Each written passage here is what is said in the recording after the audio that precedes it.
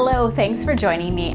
My name is Lindsay Dixon and I'm a pharmacist out of British Columbia, Canada. Today we will be discussing the AstraZeneca vaccine. I'm going to share a great video that explains exactly how this vaccine was produced. I would encourage you to stick around. So what do we know about this vaccine? This vaccine is based on an adenovirus. It is not mRNA technology like the Pfizer and the Moderna vaccines. This vaccine is based on a weakened adenovirus that they have genetically modified to contain the genetic information for the SARS-CoV-2 antigen spike protein. So how does this work?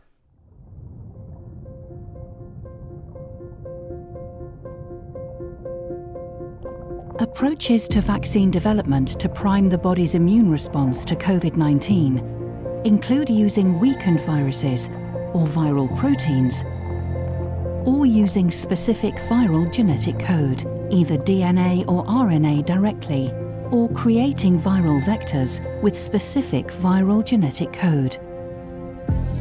A COVID-19 adenoviral vector vaccine is an adenovirus vector based on a common cold that has been modified and inserted with the genetic material for the SARS-CoV-2 spike protein.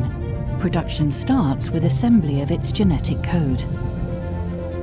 The adenovirus vector is engineered from adenovirus DNA by removing essential genes to stop it being able to replicate, so it can only act as a carrier and not cause disease. Adding the coronavirus spike protein DNA creates the full genetic sequence for the adenoviral vector vaccine. The genetic code is introduced into a producer cell, where it is transcribed and translated to form the COVID-19 adenoviral vector vaccine.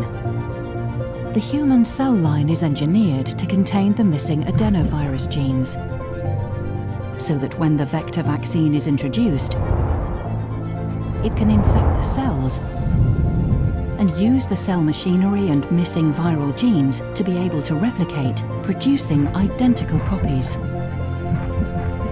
Vaccine molecules are also replicated with the division of the cells, and the process continues until the right concentration is reached. The addition of a chemical lyses the cells, bursting them open, and the vector vaccine is harvested, ready to be further tested, filtered and purified before being filled into vials.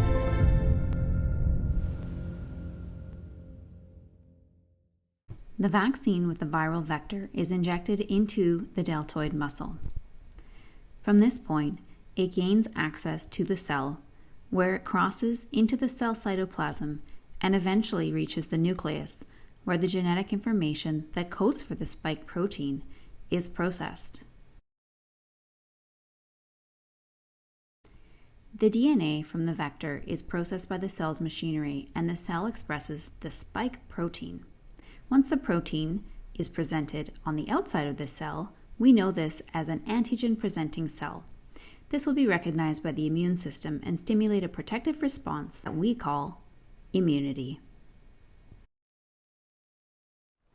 One of the advantages of this vaccine is that it is also stable in the fridge, and it actually is a lot cheaper to produce than the other two vaccines. AstraZeneca has told us that they will be producing this vaccine at cost, so they will not be making a profit in producing this vaccine. And I really like that as well. So let's look at what we know about the study so far. The study is interesting. It includes 23,000 people from the UK and from Brazil. And they gave different doses to different groups of people. Clinical trials for the AstraZeneca vaccine are also being conducted in the US, Japan, Russia, South Africa, Kenya, and Latin America. They hope to enroll up to 60,000 participants globally and plan to distribute 3 billion doses by the end of 2021. The study in the UK involved over 12,000 participants over the age of 18, including those with stable chronic disease. In Brazil, they had over 10,000 participants, all over 18, including those with stable chronic disease. All participants had blood samples drawn and clinical assessments for safety as well as immune response. Suspected cases with symptoms were tested for virological confirmation by COVID-19 PCR. 3 billion doses. That's huge. They actually also have a plan as to how they will be manufacturing and distributing these doses worldwide. And it's really interesting to see that, and you can look that up on their website. AstraZeneca also released that they have seen no serious adverse effects, no hospitalizations, and they analyzed about 131 COVID-19 cases in their study.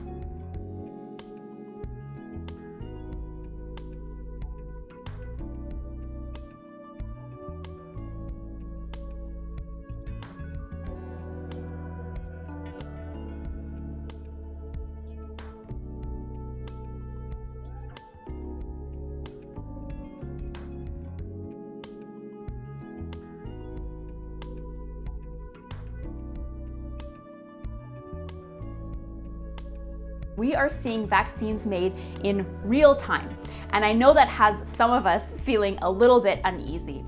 But please be assured that these companies are not allowed to skip steps. The process has been accelerated because they have not had to wait around for approvals, and they've been solely focused on making these vaccines. But this is all very encouraging. As time goes on, we will start to learn that a certain vaccine may be more effective in a certain population, and other vaccines maybe not as much.